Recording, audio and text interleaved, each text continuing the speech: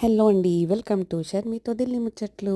మా వైజాగ్ నుంచి ప్రయాణం ఢిల్లీకి మొదలైపోయిందండి. విశాఖపట్నం రైల్వే స్టేషన్‌కి వచ్చేసామన్నమాట.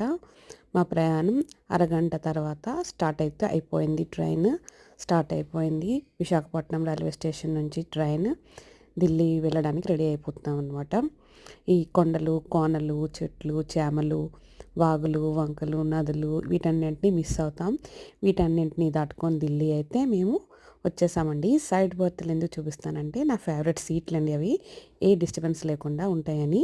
కాకపోతే ఈసారి మాకు అవి దొరకలేదు. ఇదిగోండి వచ్చేసాం హజరత్ నిజాముద్దీన్.